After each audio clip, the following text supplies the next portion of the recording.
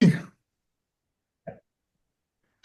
Torah reading this week is the Parsha of Chayei Sarah, and in bulk, it deals with finding a shidduch, finding a marital partner for Isaac, for Yitzchak, the second of the patriarchs, and records how Abraham's servant Eliezer traveled all the way back to Haran, the place that Avram and Sarai had departed, to find a wife for Yitzchak.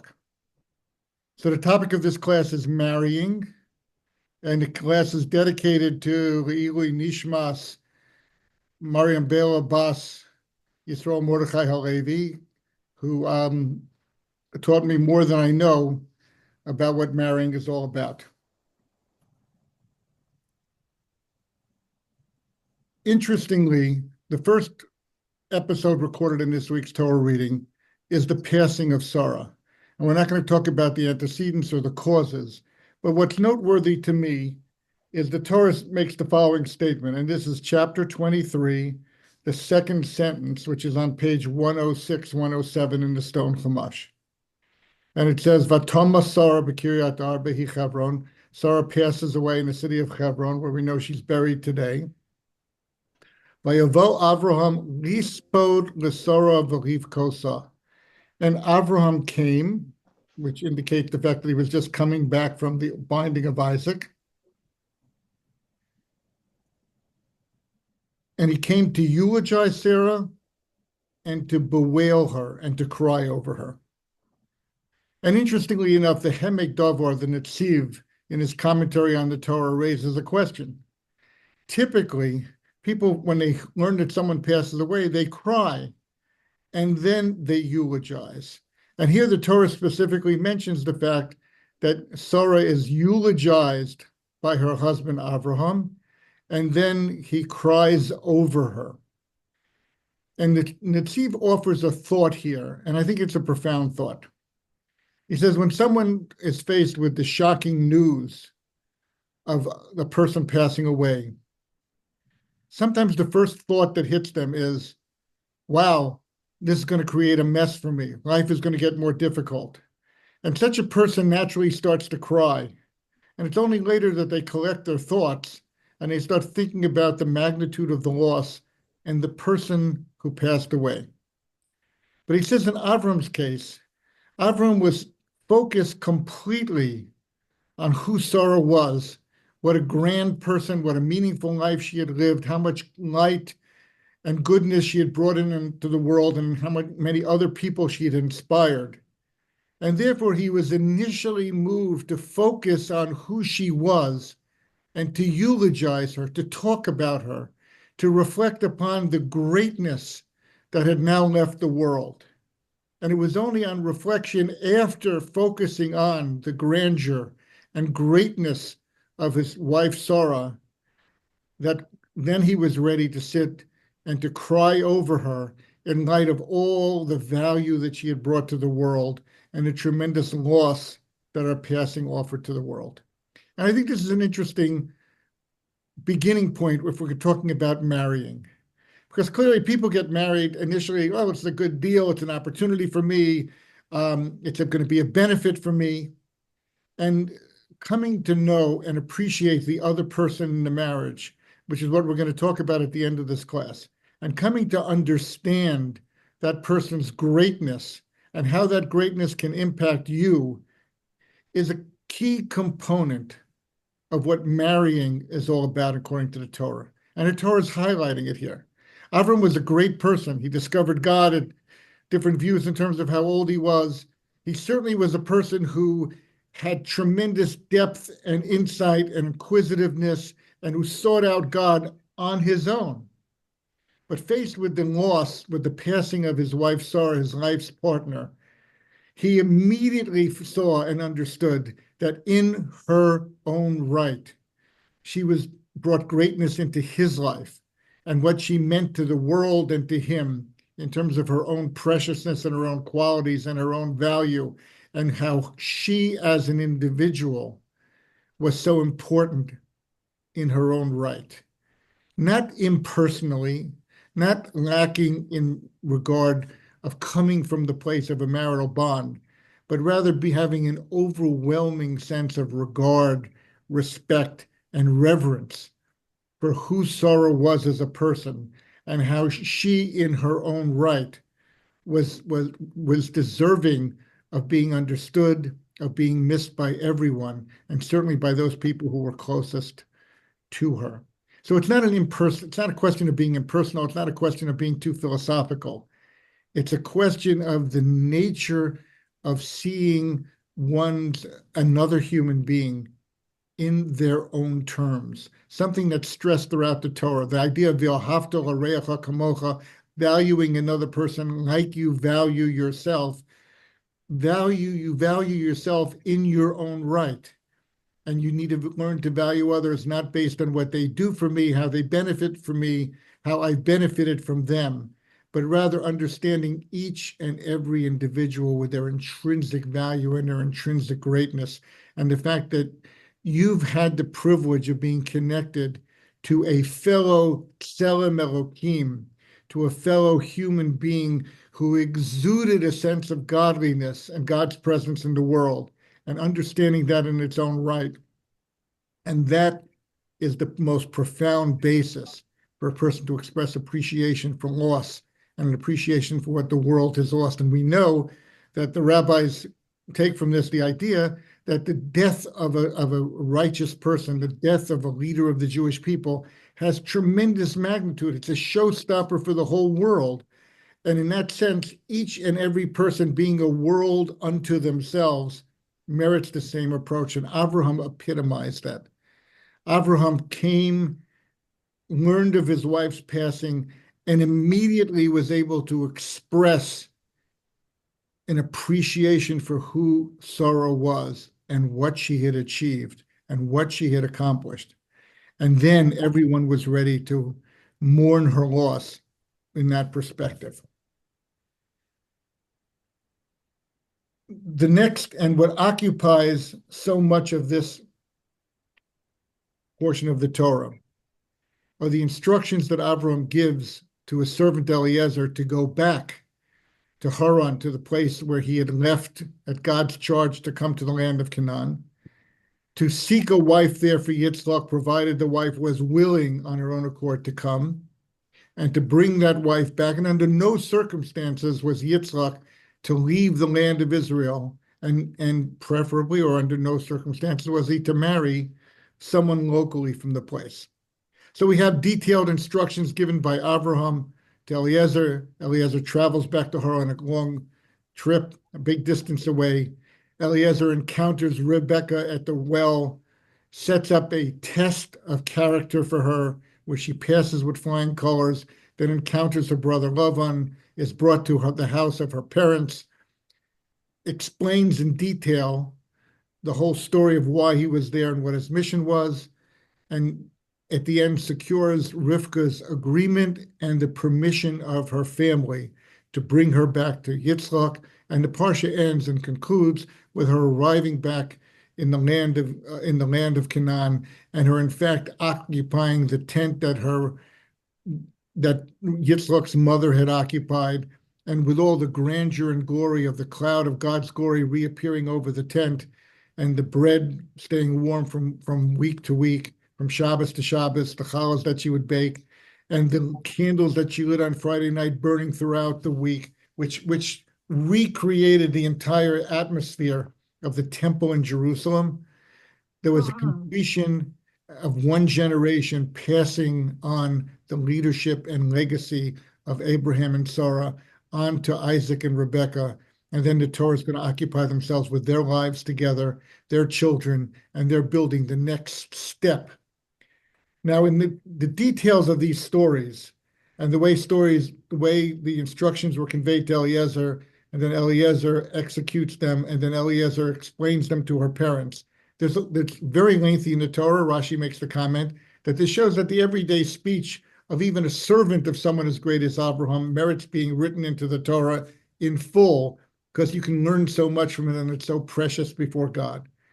There are major discrepancies between the instructions given, the way that Eliezer repeats them, the challenge given to Rivka and the manner in which she fulfills them, the manner in which Eliezer retells the whole story back to Rivka's parents. And these discrepancies have great value. We're going to look at one discrepancy. If you look at chapter 24, it's on page 110 in the Stone Chumash, what you'll see is this. Avram is giving instructions to Eliezer as to the job he is undertaking to find his son a wife. And he says, you will go, Kiel, not from here, Kiel Artsi, go to my land, Bel Moladati Telech, to my place of my birth. Okay? Eliezer understood where that is. It's Haran. He gathers the camels and the servants and the gold jewelry to give as a betrothal and everything else, and he heads off on his way. He gets there. He's retelling the story now to Rivka's parents, and he says, my master Avram told me not to take a wife from here, Canaan, Imo el Beit Avi Telech V'el Mishpachti. And rather than saying, go to my land and to my birthplace, Eliezer, when he retells the story in chapter 24, sentence 38, he varies and changes the language. And he says he was instructed to go back to the Beit Avi. Avram was telling him, go back to the house of my father. Now, obviously, this would be heartwarming to the parents of Rivka. Oh, isn't it romantic? Isn't it touching? He traveled hundreds and hundreds of miles, and he was specifically looking for our family, even though that, in fact, is not what Avram told him. But something struck me in looking at this sequence, and I want to examine it for a moment. If you go back to the beginning of Abraham's relationship with God, the very first words that Abraham hears God speak are Lech lecha, go forth, me'artzecha, from your land, me'moladetecha, from your birthplace, u'mibeit avicha, and out of the house of your family. That's chapter 12, sentence 1. Isn't there something ironic and strange that Abraham is instructed by God to leave his land, the place of his birth, the house of his parents, and go forth and I will make you great, okay? And he does so, and he is great, and they do fantastical things together. Now it's time to find a wife for Yitzchak. Go back to my land, to go back to where I came from. And Eliezer himself imputes the idea, go back to the house of my father. Well, aren't you supposed to leave that behind? So I want to go into this and explain something important, because all the commentaries are shocked by the idea that Abraham had developed in the land of Canaan a huge household. He was a wealthy person. He had servants. He had groupies. He had people surrounding him. All those people believed in God already. All those people worshiped God alongside of Abraham, according to his viewpoint and his understanding. Why go back to point zero where God told you to get out of there? Yes, Abraham had discovered God there. Yes, Abraham was already worshiping God there. But God says, leave. I'm going to show you a better place, as we mentioned last week. I'm going to show you a place where you're going to encounter God. Why now go back to point zero to find a wife? And the most profound answer, of course, is given by the Ron, that it's all about character. And if Avram, in that setting, within that birthplace, and within that community, and living in the house of his father, could muster the character, the strength of character of honesty and integrity, and not seeking after honor and glory and jealousy and all the other attributes. So that means that family is a petri dish in which character could be developed in spite of the fact that there was no belief in God. And the Ron says explicitly that when you look for someone to share your life with, when you look for someone to attach yourself to in the most intimate of ways, rather than checking philosophy and pedigree and anything else, look at the character of the person. That's going to make all the difference. So in fact, there's a certain specificity here of Avram saying, let's go back to point zero, because it was within that context that I came to discover God. And yes, God instructed me to leave. What does that mean? Because in order for me to develop my character, in order for me to live in harmony and closeness to God, For that, the land of Canaan is the place. For that, being in a place where you can encounter God, where God appears to you, all of which only happens to Avram inside the land of Canaan. That's the scenario. So it's just an interesting idea. Avram is being instructed here that let's find the perfect match for Yitzchak so that Yitzchak, together with this spouse to be, will flourish and develop within that relationship by dint of that relationship in the same manner in which you and Sarai were able to develop yourselves. And as you developed yourselves back there in Haran, God, so to speak, was saying, you need to leave there so that your development could be fully supported by the land in which you live, by differentiating yourself from the society there differently than you would differentiate yourself from the society in Haran, because part of the Jewish mission is always to be differentiated. Okay? That had to be, but at least enable this launching pad of greatness to begin with this bedrock of sincerity, of midot tovot, of sterling character, of honesty and directness.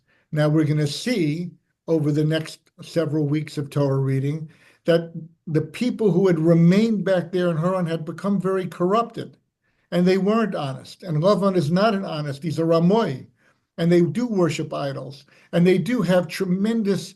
Avram has certainly left all that far behind. It's in his rearview mirror, but yet it's a place within which a person who's focused on developing themselves in good character can lay a foundation upon which to build. Again, a big idea in terms of what it means for two individuals to shape a life together. What is the bedrock? What is the foundation? So we have 2 points now we've dug out from this Torah reading, which has everything to do with marrying. Number one, learn to value the other person in their own right, and not only in terms of what they do for you. Don't only see another person ever, and certainly not in this significant of a relationship, only by dint of what they do for me or within my own context. See them in their own context. And number two, as you build a life together, look past the superficial differences. And I use the word superficial here in quotes because we're talking about a home of idolatry versus a home of belief in God. But the bedrock is going to be character, honesty, integrity, sincerity, the ability to live your life shedding jealousy as you go step by step forward, not pursuing honor, not being a person who is fixated on just gratifying your own desires. Those are the three big identifiers that we learned from Pirkei Avot.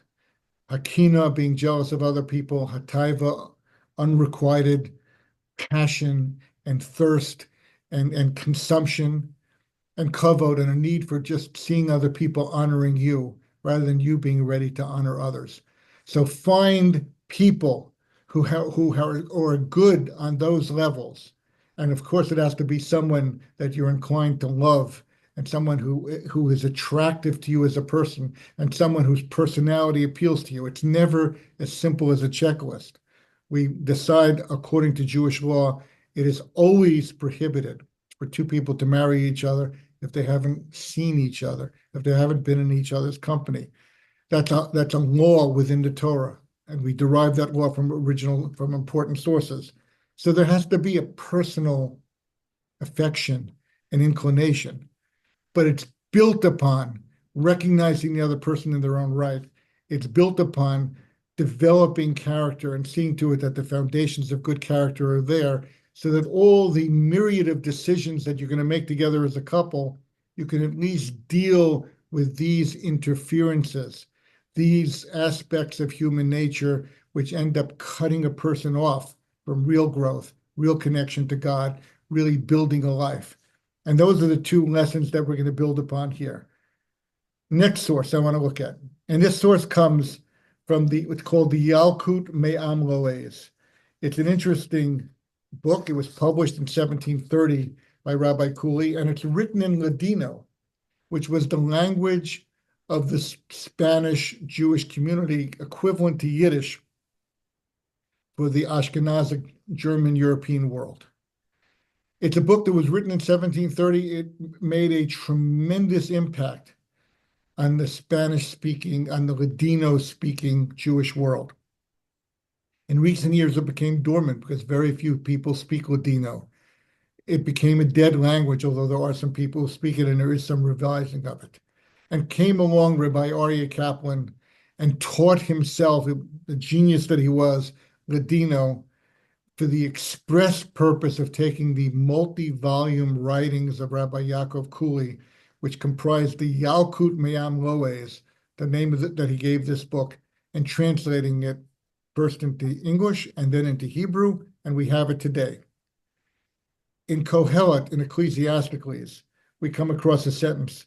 The sentence reads as follows. It's chapter 9, sentence 9.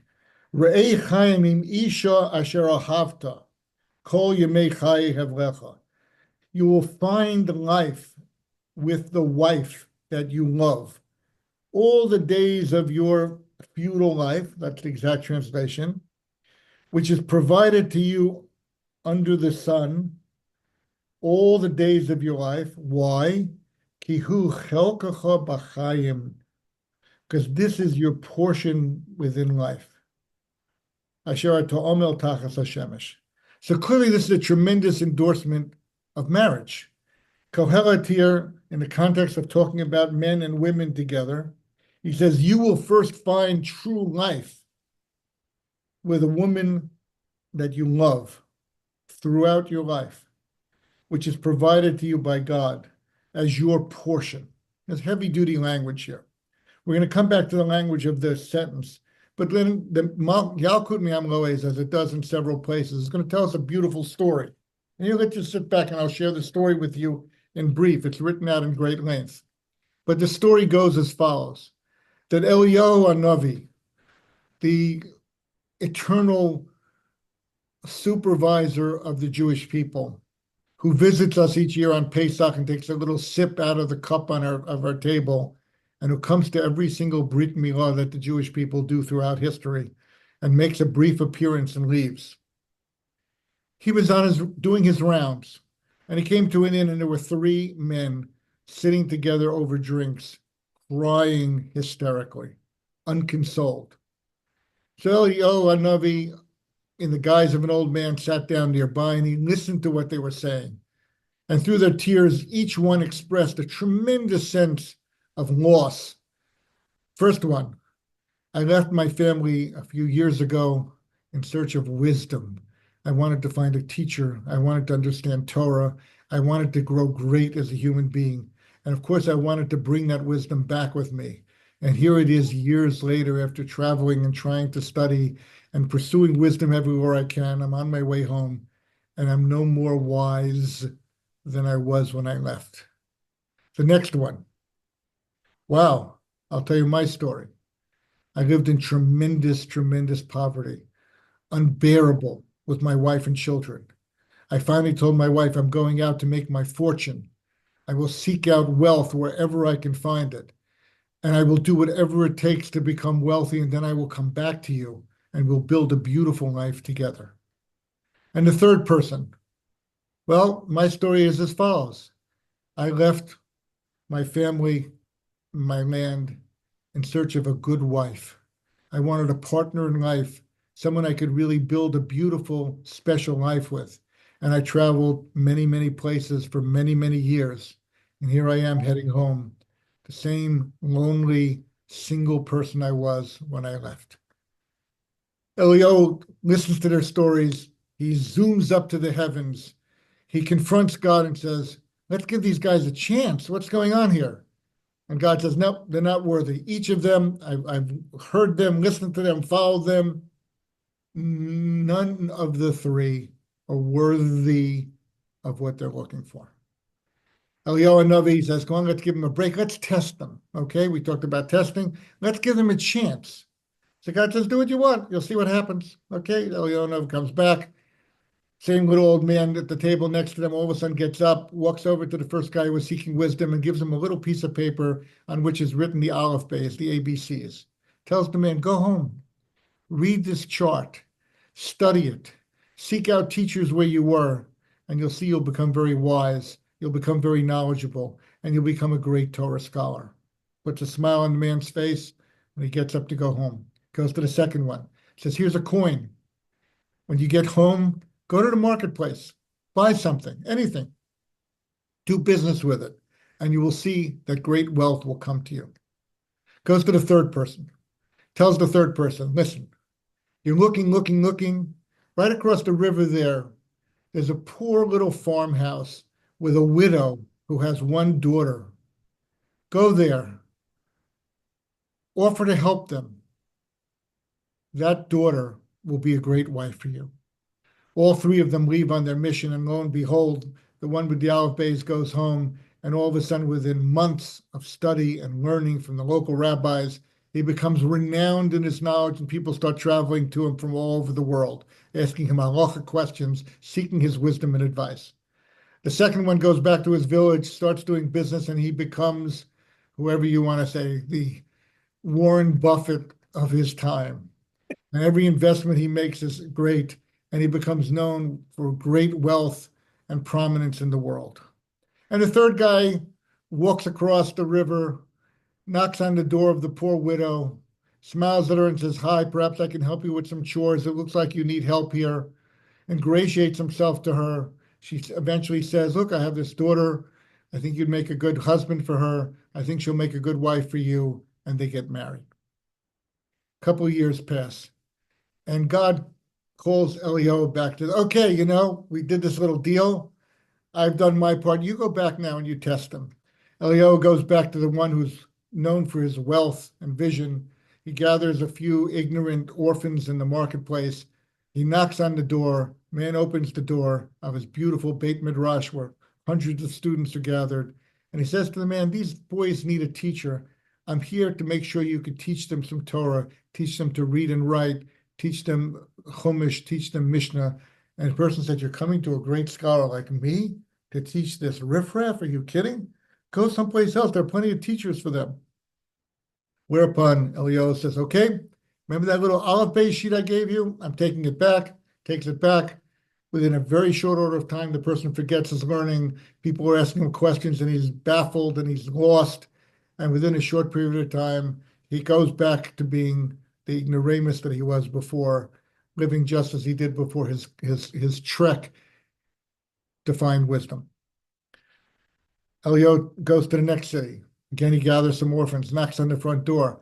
I have some hungry people here. You have great wealth. Could you share some food for us? And I said, I'll go around the back. I have a servant there. He gives out food to poor people like you. Why are you bothering me? So I said, well, you could help these boys. After all, you have tremendous wealth at your command. Why don't you help them yourself? Again, the attitude is, I can't be bothered. It's not for me. I have people taking care of that for me. And once again, Eliyahu says to the man, okay, remember I gave you that coin? So the rich man says, yeah, that coin. What are you kidding? I have billions of coins. He says, yeah, just give me that one coin back. Gives him the coin back. Maybe it was tacked on the wall, like people used to do with the first dollar they made in business. Hands it back to Eliyahu Navi. Within a short time, every deal he does goes down the tubes, and he's back to being the same poor person he was. Eliyahu comes back, crosses the river, and finds the man who was looking for a wife living a very humble, simple life, married to the widow's daughter, living in meager means. Sees they're happy together. He waits for a while. The man goes to the city to do his work. He comes and knocks on the door, and all these details are so striking to me. And he speaks to the wife and says, look, I'm a poor old man. I'm hungry. I need a rest. I need some food. Could I rest in your house? And the woman says, sure, go inside. I'm going to stay outside. I'm not going to be here by myself with you. I'm a very modest woman, but please go inside. You'll see the bed there. Please make yourself at home and rest. He says, and by the way, I'm very hungry. She says, fine, rest. When you get up, we'll have a nice meal for you. Eliyahu says, well, could I have some meat? She says, yes, no problem. She looks around her farm. They have one little sheep left. She takes the sheep to the butcher, has it slaughtered, butchered. Meantime, her husband comes home. She says to the husband, shh, there's a little old man here. He's really in need. He's sleeping inside. I let him into the house. He needs to rest. And by the way, I took our one sheep and I had it slaughtered so I could prepare a meal for him because he particularly requested that he have some meat to eat. And the husband smiles at his wife, very proud of her, and says, I'm very proud of you. I'm very happy you did what you did. Elio wakes up, comes out of the house, sees the two of them talking like this, and he says, okay, God's blessing you, and I have an olive bay sheet to give you. And with it, you will become one of the wisest people of the world. And I have a coin to give you, which you'll go to the marketplace and you'll do business. And you will become renowned for your wealth. Because by you, this wisdom and this wealth within the context of this marriage and this family will certainly be for benefit for the world. And that's the interpretation. This is the story that the Yalkut Memlois associates with the idea of find life with the wife that you love. And in fact, he says at the end, at the conclusion, when he gives him the gold coin, he tells the husband, all that will be yours is in the merit of your wife, who is a woman of valor. And after all, that's what you sought out in life. That's what you were looking for to find a proper good wife. You merited finding one. Obviously, your relationship with her has ennobled you to a far greater extent than the study of Torah ennobled the first person who was seeking wisdom, or that the riches and wealth helped the world by the person who was seeking that, and therefore you merit to have all three. What an immense testament to marriage. But I want to add a postscript to this medrash. And it came from a source I just saw written by the Maharal.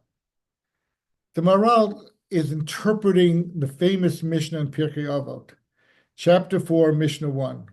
Who is wealthy? Someone who is happy in his lot. And interestingly, what the Gur Aryeh says is that anyone who's a generous person, who's ready to share what they have in kindness with other people, that person's wealthy. And he says explicitly, another person can have far more wealth, have far more resources, have 401ks and plans that his great-grandchildren will have much money. But that person does not qualify in the eyes of the Torah as wealth. Why? Because whatever is with him is not something that's going to bring about joy and happiness, but rather it's just going to be a box to check off for status, but it's really not going to do anyone any good, and especially not the person who's in possession of it. It's an amazing idea. And what the Maharal says explicitly is that wealth is inextricably tied into the character trait of what he calls ayin tova. We've talked about that before. Just a generosity of spirit, a sense of being at peace with others. And we certainly can understand how it's the antithesis of kina, of jealousy, of looking to exploit other people for my own pleasure and looking to other people just to bestow honor upon me. Someone with a generous eye who sees other people in their own milieu, in their own context, and who's sensitive to them and wants to enrich them and share what they have with them. That's an ayin tova. That's what an ayin tova means, a good eye, a generous eye. I really see you. I see you. Don't you understand? Because without this character trait, without these ingredients, you really don't see anyone but yourself. And we know so profoundly how today that has become such a big norm in the world. There's another statement by the rabbis. It says a poor person, it's like he's dead. Gives a few different examples. Oni dome lemes. Now, I want to put that source together with the Maharal's understanding of what it means not to be poor.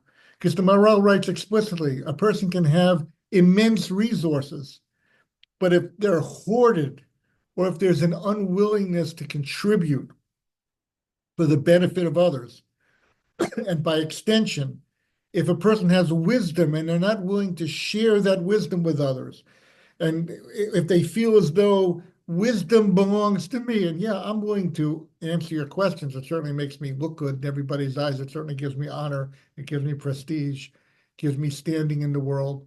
And maybe I'm even jealous of other people whose wisdom, and I wish they didn't have it, so everybody would only come to me. These ideas occupy the bedrock of human life on every single level. And what the sum total of this week's Torah reading, in light of these insights, is that if you want to build a life, it's connected to someone else. It's connected through a marriage where each person inspires the other and doesn't inspire the other by simply fulfilling a role that the other person sees for them, but rather each person is inspired by the intrinsic greatness of the other. Each person perceives the other. Each person is ready to truly do for the other. And together they want and they yearn and they crave to do for others. That's the way they see their family. And of course, imagine the kind of children that come out of a home like this. Imagine the kind of light into the world that comes out of this. Imagine the opportunity for people to live in true wealth and dignity with an absence of concern about what other people have or don't have in terms of comparing it to themselves. Because after all, there's two examples of jealousy. One example is jealousy is, I want what you have. The other example of jealousy is, look what I've got compared to you. You're a nobody, I'm a somebody. All these ideas coalesce around the ability for people to live with an eye that truly beholds the other, that truly sees another person, and therefore can respect and revere and honor and cherish another person. All those ideas that are the true bedrock of marriages end by our tradition. Motza Isha, Motza Tov. Without it, this doesn't happen.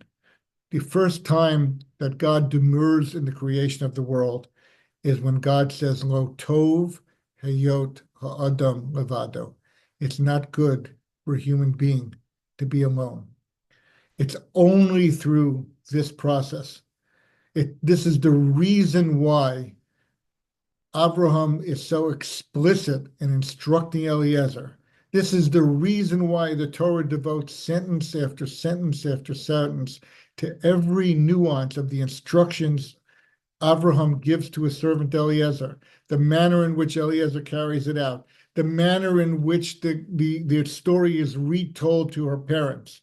And of course, the crowning moment is when Rivka, a young girl, doesn't agree. She insists on leaving her parents' home, leaving the land that she knows, leaving her birthplace.